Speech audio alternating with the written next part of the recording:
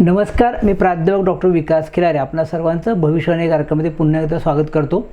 आज आपण रवीचे मीन राशीतील होणारे गोचर भ्रमण व त्याची जागतिक, राजकीय, सामाजिक फळे, त्याचबरोबर 12ही राशीच्या लोकांना हे रवीचं गोचर म्हणजे एक महिना, आगामी एक महिना कसं जाईल हे मी तुम्हाला सांगणार आहे। मी तुम्हा सर्वांचं स्वागत करतो। आपण 2 व्हिडिओ करणार आहोत। पहिल्या व्हिडिओमध्ये मी तुम्हाला मेष ते कन्या या 6 राशींबद्दल सांगणार आहे। त्यानंतर आपण दुसऱ्या व्हिडिओमध्ये दुसऱ्या भागामध्ये आपण तूळ ते मीन या राशीबद्दल बोलणार आहोत। तत्पूर्वी मी तुम्हाला रवी ग्रहाविषयी थोडीशी माहिती देतो, म्हणजे तुम्हाला हा विषय चांगल्या प्रकारे कळेल।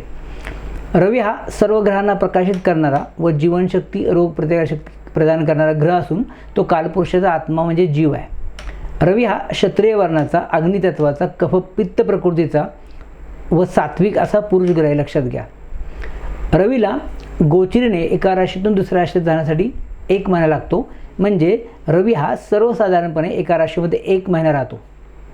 रवीचा जर गोचरीचा विचार केला तर रवी गोचरीने जेव्हा आपल्या चंद्र राशीला 3रा, 6वा, 10वा आणि 11वा येतो तेव्हा तो अतिशय शुभफलदायी असतो। या उलट रवी जेव्हा आपल्या राशीला 4था, 8वा आणि 12वा येतो त्यावेळी तो अतिशय अशुभ फलदायी किंवा प्रतिकूल फळे देणारा ठरतो। इतर स्थानामध्ये तो मध्यम फळ देतो।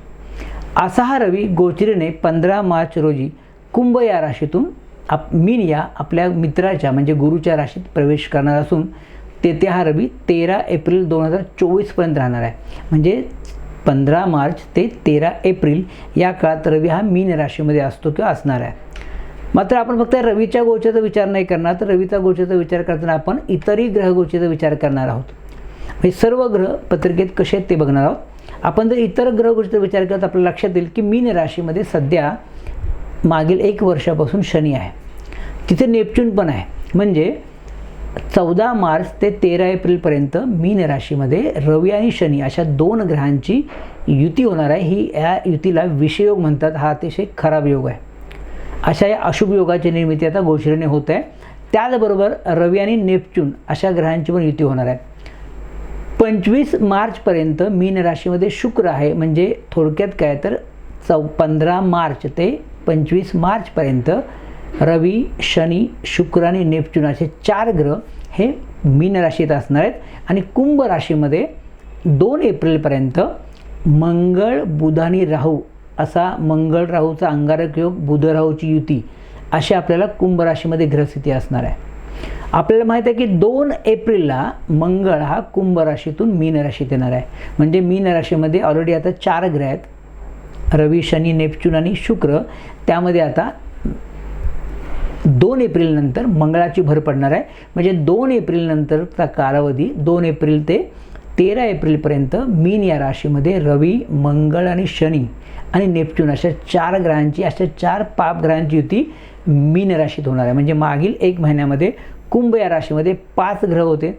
त्यामुळं मी जसं वर्णन केलं मागच्या 2 महिन्यात जागतिक, राजकीय, सामाजिक फळ, युद्ध सुरू होईल किंवा विध्वंसक, स्फोटक घटना घडतील अशी स्थिती काहीशी या महिन्यामध्ये राहण्याची शक्यता आहे, विशेषतः एप्रिल महिन्यामध्ये। म्हणजे 2 एप्रिल ते 13 एप्रिल हा काळ पुन्हा एकदा विध्वंसक आणि स्फोटक घटनेसाठी पोषक राहणारे, लक्षात घ्या।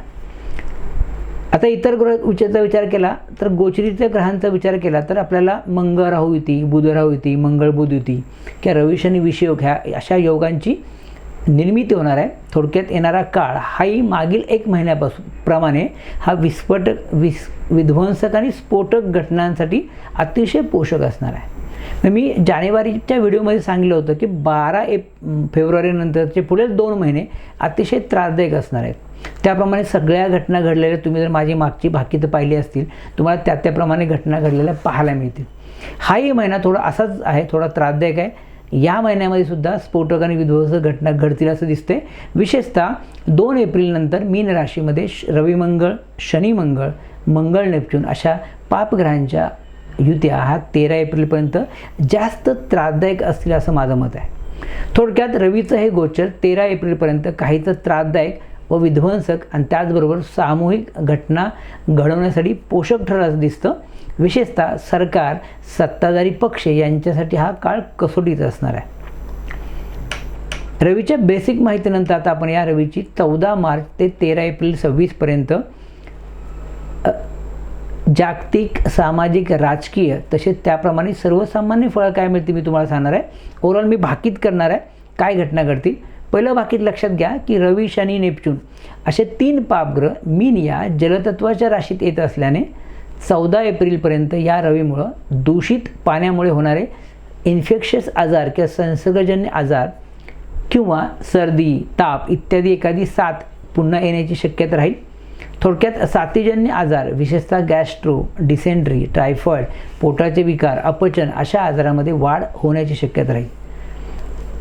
बुध-राहू युतीमुळे लहान मुलांना संसर्गजन्य आजार, छातीचे विकार या काळात जास्त होण्याची शक्यता राहील. लहान मुलांच्या आरोग्याची विशेष काळजी सगळ्यांनाच घ्यावी लागेल. दुसरं बाकीत लक्षात घ्या की विशेषतः ही रवी शनी युती 15 मार्च ते 13 एप्रिलपर्यंत सरकार, सत्ताधारी पक्ष, महायुती सरकार, राजकारणी लोक यांना प्रतिकूल आणि त्रासदायक जाणार आहे. विरोधकांकडून त्रास व कोंडी करण्याचा प्रयत्न या काळात होईल. विरोधक आक्रमक होतील. काही देशामध्ये सरकारविरोधी हिंसक आंदोलने किंवा मोर्चे, निदर्शने झालेली पाहायला मिळतील. यामध्ये जाळपोळ, दगडफेक, गोळीबार अशा हिंसक घटनेमध्ये जनधन हानी होणे संभवतं. त्याचबरोबर या हिंसेमुळं सार्वजनिक मालमत्तेची मोठ्या प्रमाणात हानी होणं संभवतं. थोडक्यात हा काळ सरकारबरोबर पोलीस, मिलिटरी यांच्यासारख्या संरक्षण क्षेत्रामध्ये काम करणाऱ्या लोकांसाठी त्रासदायक असणार आहेत. कदाचित या लोकांचे मृत्यू जास्त झालेले पाहायला तुम्हाला या काळात मिळतील. युद्धामध्ये सुद्धा सैनिकांचा मृत्यू जास्त झालेला पाहायला मिळेल. संरक्षण, थोडक्यात काय तर संरक्षण क्षेत्रातील लोकांचं काम आता वाढणार आहे. त्यांना कामाचा ताण वाढणार आहे. राजकीय क्षेत्राचा विचार केला तर राजकीय क्षेत्रामध्ये आता नाट्यमय घटना घडणार आहेत. या युतीमुळे मोठ्या घडामोडी घडण्याची शक्यता येईल. काही सरकार अस्थिर होतील. मंत्रिमंडळामध्ये किंवा केंद्र सरकारमध्ये काहीतरी मोठे बदल होतील असं दिसतंय. तिसरं वाक्य आहे ते म्हणजे रवी शनी युतीमुळे एखाद्या राजकीय व्यक्तीची किंवा एखाद्या मोठ्या व्यक्तीची हत्या होणं किंवा त्याच्यावर हमले होण्याची शक्यता राहील. किंवा या काळात एखाद्या मोठ्या राजकीय व्यक्तीचा मृत्यू होणं किंवा एखाद्या मोठ्या व्यक्तीची आत्महत्या किंवा एखाद्या गूढ पद्धतीने मृत्यू होणं या काळात संभवतं. चौथं बाकीत लक्षात घ्या की आत्ता जे युद्ध सुरू झालं आहे, तर मी बाकीत जानेवारीमध्येच केलं होतं की तिसरं महायुद्ध म्हणता येत नाही, पण युद्धजन्य परिस्थिती म्हणून युद्ध सुरू हे मी सांगितलं होतं. त्याप्रमाणे ती घटना घडली. 28 फेब्रुवारीला आपल्याला युद्ध सुरू झालेली पाहायला मिळाली. ह्या युद्धाचा विचार केला तर आत्ताची येणारी ग्रहस्थिती युद्धासाठी कशी असेल, तर सध्या सुरू असलेली युद्धे येणाऱ्या काळामध्ये अजून विध्वंसक आणि स्फोटक होण्याची शक्यता राहतील. म्हणजे कुठेतरी तडजोड होऊन, मध्यस्थी होऊन हे युद्ध थांबतील असं दिसत नाही. तर येणाऱ्या काळामध्ये ही वाढण्याची शक्यता राहील. मोठे हल्ले आणि त्यातून मोठे स्फोट होणं, आगी लागणं किंवा आग होणं किंवा मोठे नुकसान होणं संभवतं. यामध्ये जनधन हानी मोठ्या प्रमाणात होईल. गुन्हेगारी या काळात वाढण्याची शक्यता राहील आणि घातपाताची पण शक्यता या काळात राहते. कदाचित याच काळात तुम्हाला आतंकवादी हमले किंवा थोडंसं युद्धजन्य परिस्थिती तुम्हाला बघायला मिळेल. युद्धाची तीव्रता 20 ते 30 मार्च या काळामध्ये जास्त राहील. 2 एप्रिलनंतर मात्र युद्ध काहीसे थांबण्याचे किंवा सौम्य होण्याची शक्यता राहील. म्हणजे 2 एप्रिलनंतर युद्धाची परिस्थिती निवळेल किंवा कुठेतरी एक मार्ग निघेल असं दिसतंय. परंतु 20 ते 30 मार्च हा काळ युद्धामध्ये अतिशय स्फोटक असणार आहे. कदाचित याच काळामध्ये मोठी बॉम्ब हल्ले किंवा मोठी प्रमाणात हानी होण्याची शक्यता राहील, हे लक्षात घ्या. 5वं वाक्यात आहे मीन या जलतत्वाच्या राशीमध्ये ग्रह येत असल्याने हवेतील उष्णतेमध्ये मोठी प्रमाणात वाढ होऊन काही ठिकाणी तुम्हाला अवकाळी पाऊस पडण्याची शक्यता राहील. यामध्ये जनजीवन विस्कळीत होईल किंवा यामध्ये मोठं नुकसान होणं संभवतं. शेअर मार्केटचा विचार केला तर शेअर मार्केटमध्ये मोठी घसरण होणं या काळात संभवतं. शेअर मार्केट अस्थिर राहील किंवा शेअर मार्केट क्रॅश होण्याची शक्यता राहील. मात्र सोन्या संध्याच्या दरामध्ये वाढ होत राहील असं दिसतं. आता आपण या बेसिक किंवा जागतिक सामाजिक भविष्यानंतर आता आपण पर्सनल मेष ते कन्या ह्या राशींना हे गोचर कसं झाले मी तुम्हाला सांगणार आहे. किंवा येणारा आगामी महिना 15 मार्च ते 13 एप्रिल हा काळ कसा जाईल मी सांगणार आहे. एका राशीचा विचार करूया आपण. सुरुवात करूया मेष राशीपासून. मेष राशीच्या 12व्या स्थानामध्ये शनी आहे. म्हणजे मेष राशीला शनीची 7.5 सुरू असताना या शनीबरोबर आता 12वा रवी येत आहे. 12व्या स्थानातलं रवीचं गोचर हे प्रतिकूल असतं, हे लक्षात घ्या. त्यामुळे मेष राशीच्या लोकांच्या 12व्या स्थानामधून रवी शनी अशा ग्रहांचं गोचर भ्रमण होत असल्याने 14 मार्च ते 13 एप्रिलपर्यंत काळ या राशीच्या लोकांना थोडा प्रतिकूल आणि मनस्ताप देणारा जाणार आहे. राशीला सुरू असलेली 7.5 व आता शनीबरोबर आलेला 12वा रवी हा आर्थिक, शारीरिक, मानसिक बाबतीत या लोकांना त्रासदायक जाईल. या काळात धननाश होणे, आर्थिक नुकसान होणं, अनावश्यक खर्च होणं संभवतं. संततीचे आजारपण व त्यावरील औषधोपचारासाठी मोठे खर्च होणं या काळात संभवतं. किंवा संततीबाबत एखादी अशुभ घटना या काळात घडण्याची शक्यता राहील. त्यामुळे संततीची विशेष काळजी घ्या, त्यांचं आरोग्य जपा, प्रवासात संततीला काळजी घ्यायला सांगा. काहींना संततीच्या शिक्षणावर तसेच आजारपणावर मोठा खर्च या काळात संभवतो. संततीबरोबर स्वतःचंही आरोग्य बिघडण्याची शक्यता आहे, कारण 12 स्थाने परदेशगमन, हॉस्पिटल, दवाखाना, तुरुंगवास यासाठी पोषक आहे. त्यामुळे आपलंही आरोग्य बिघडू शकतं. त्यासाठी आपल्याला हॉस्पिटलमध्ये जायला लागण्याची शक्यता दिसते. काहींना या काळात ज्वरपीडा, डोकेदुखी, पोटदुखी, अपचन तसेच संक्रमित व्याधी होणं संभवतं. या रवीमुळे काहींची रोगप्रतिकारशक्ती या काळात कमी राहील. आरोग्याबरोबर काहींची नोकरी जाणं तसेच एखाद्या पदावरून खाली येणं संभवतं. या काळात सरकारी कामं रखडणं, पैसे अडकणे किंवा हाती घेतलेल्या कामामध्ये अपयश येणे या काळात संभवतं. पैसे अडकणे, हाती घेतलेल्या कामामध्ये अपयश येणं, त्याचबरोबर खर्च खूप झाल्याने आर्थिक विवंचना या काळात राहील. काहींना संततीबरोबर पत्नीच्या आजारपणावरही मोठे खर्च होणं आणि त्यातून मनस्ताप होणं संभवतं. काहींना मनाविरुद्ध लांबचे प्रवास किंवा ट्रिप संभवते. मात्र या लोकांनी प्रवासात काळजी घेणं फार गरजेचं राहील. सरकारी नोकरदार, राजकारणी लोक यांनी कायद्याचं पालन करून राहावं, अन्यथा काहींना दंड, शिक्षा, मानहानी होणं संभवतं. विशेषतः 2 एप्रिलनंतरचा काळ या लोकांना जास्त त्रासदायक जाणार आहे. या काळामध्ये कोणते दिवस यांना खूप खराब जातील तर मेष राशीच्या लोकांना विशेषतः 19, 20, 27, 28, 29 मार्च व 6-7 एप्रिल हे दिवस या लोकांना जास्त प्रतिकूल आणि मनस्तापदायक जातील. या काळात कोणताही अविचारी निर्णय घेऊ नये, शांत आणि संयमी राहावं आणि सगळ्यात मुख्य म्हणजे आरोग्याची विशेष काळजी घ्यावी. दुसरी रास आहे ती म्हणजे वृषभ रास. वृषभ राशीच्या लाभ स्थानातून म्हणजे एकादश स्थानातून 11व्या स्थानातून होणारे रवी आणि शनीचं गोचर भ्रमण हे 14 मार्च ते 13 एप्रिलपर्यंत या राशीच्या लोकांना काहीसं अनुकूल आणि लाभदायक जाणार आहे. याच राशीला थोडं ग्रहमान चांगलं दिसतंय वृषभ राशीला, कारण लाभातील ग्रहांचं गोचर हे अतिशय लाभदायी असतं. मुख्य म्हणजे लग्नेश शुक्राचं गोचर लाभातून होत असल्याने या लोकांना या काळात वाहन, वास्तू, वस्त्र अलंकार, उत्तम पैसा आणि स्त्रीकडून लाभ होणं या काळात संभवतं. मात्र या ठिकाणी रवी शनी ही अशुभ युती, या 2 ग्रहांची अशुभ युती होत असल्याने म्हणावे तसे लाभ न होणं किंवा इच्छापूर्ती विलंबाने होणं, त्यामध्ये अडचणी अडथळे येणं संभवतं. लाभातील ग्रहामुळे काहींना मित्रमैत्रिणी, सुनाजावई यांच्याकडून उत्तम सहकार्य मिळेल. आरोग्यामध्ये यांची चांगली सुधारणा होईल.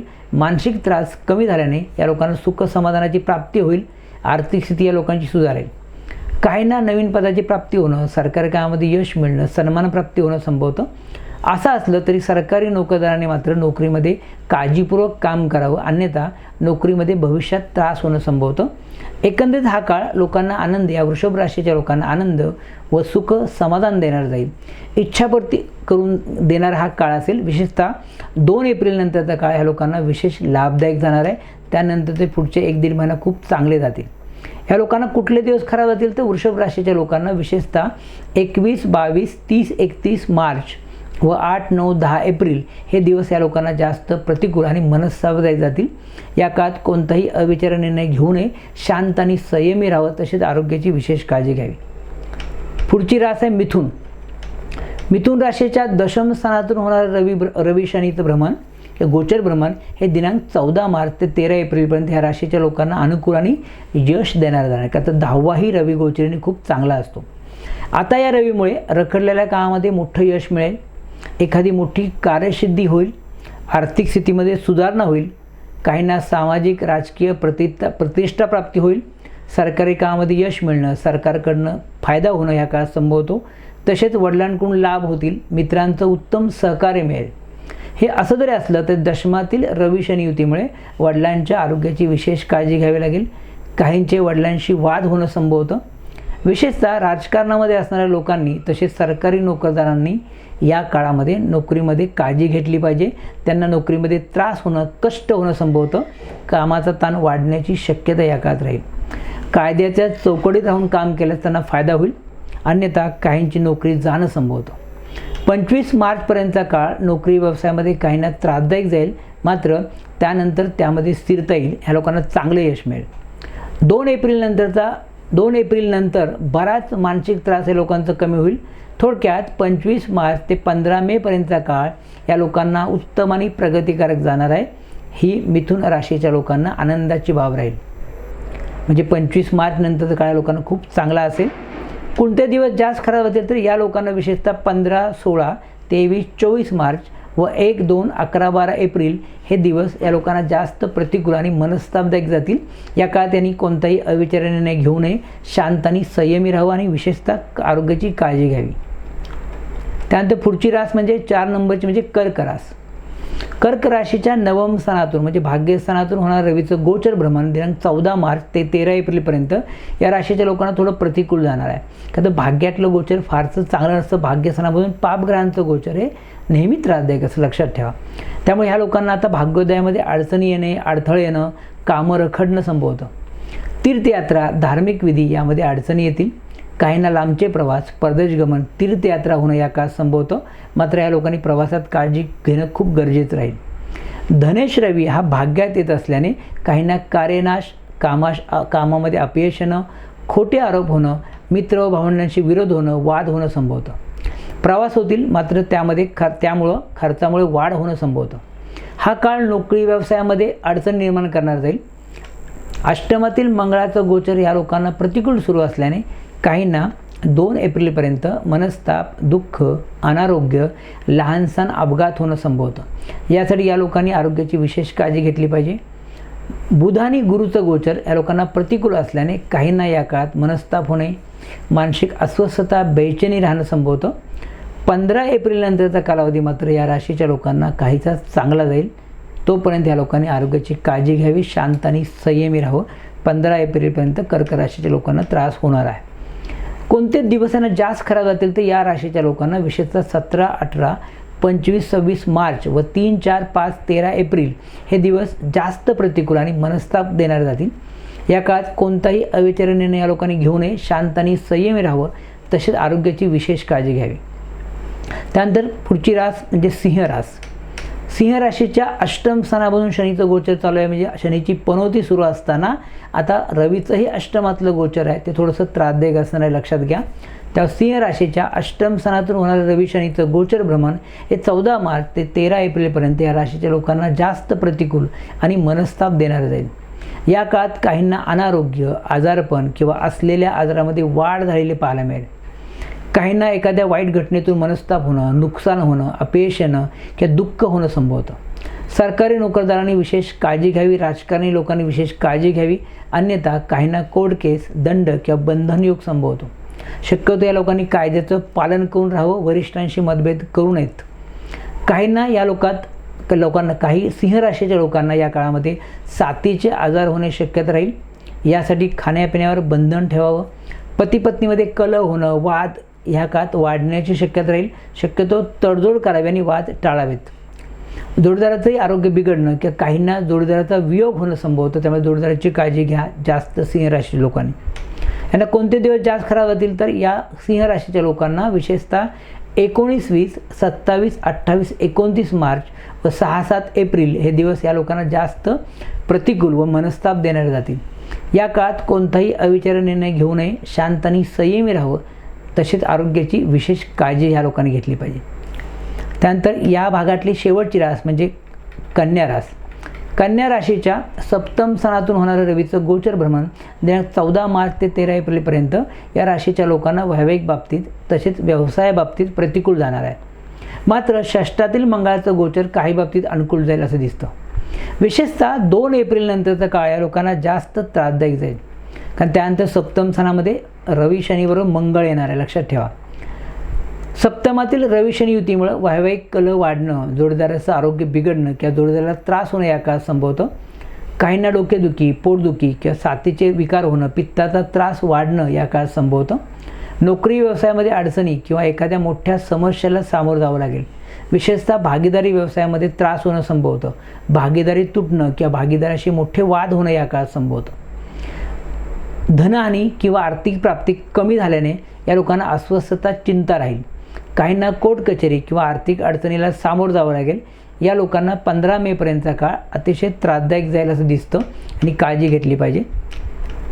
विशेषतः या लोकांना कोणते दिवस खराब होते तर कन्या राशीच्या लोकांना विशेषतः 21, 22, 30, 31 मार्च व 8, 9, 10 एप्रिल हे दिवस या लोकांना जास्त प्रतिकूल आणि मनस्तापदायक जातील। या काळात कोणताही अविचार निर्णय या लोकांनी घेऊ नये, शांत आणि संयमी राहावं आणि आरोग्याची विशेष काळजी घ्यावी। मी या पहिल्या भागामध्ये मेष ते कन्या या 6 राशीच्या लोकांचं भागित केलेलं आहे। या 6 पैकी काही राशींना हे गोचर खूप खराब असणार आहे।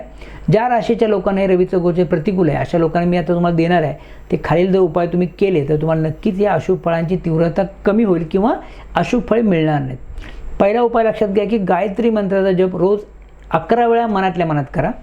त्यानंतर एक ग्रंथोक्त मंत्र आहे रवीचा, जपा कुसुम संकाशम काश्यपेयम महद्युतीम तमो अरिम सर्व पापघ्नम प्रणतो अस्मिन दिवाकरम। या मंत्राचा रोज 1 माळ जप करा, 108 वेळा जप करा। ज्यांना मंत्र म्हणणं शक्य नाही त्यांना एक छोटा मंत्र देतो, ओम ह्रीम ह्रीम सूर्याय नमः किंवा ओम घृणीही सूर्याय नमः या मंत्राचा 1 माळ जप करा। नंतर रोज सकाळी लवकर उठा, सूर्याला अर्घ्य द्या आणि 12 सूर्यनमस्कार घाला, याने तुमचं आरोग्य चांगलं राहील। एवढे उपाय केल्यावर तुम्हाला नक्कीच फरक पडेल। एक निवेदन करतो, ज्या लोकांनी अजूनही आपला चॅनल सबस्क्राईब केलं नसेल त्यांनी आपल्या चॅनल सबस्क्राईब करा, लाईक करा आणि सगळ्यात मुख्य म्हणजे हा व्हिडिओ आपले मित्र, नातेवाईक, आप्तेष्टांना शेअर करायला विसरू नका। त्यानंतर ज्या लोकांना माझ्याकडून ऑनलाईन मार्गदर्शन किंवा कन्सल्टिंग हवे असेल, मी व्हॉट्सअपमध्ये डिस्क्रिप्शनमध्ये माझा व्हॉट्सअप नंबर दिलेला आहे, तुम्हाला व्हॉट्सअप करा, मी नक्कीच मार्गदर्शन करण्याचा प्रयत्न करेन। यानंतर आपण पुढचा जो रवीचा गोचर आहे मीन राशीतलं ते कन्या तूळ ते मीन या 6 राशींना कसं झालं मी तुम्हाला पुढच्या भागात सांगणार आहे, तोही भाग तुम्ही अवश्य पहा। तोपर्यंत श्री स्वामी समर्थ।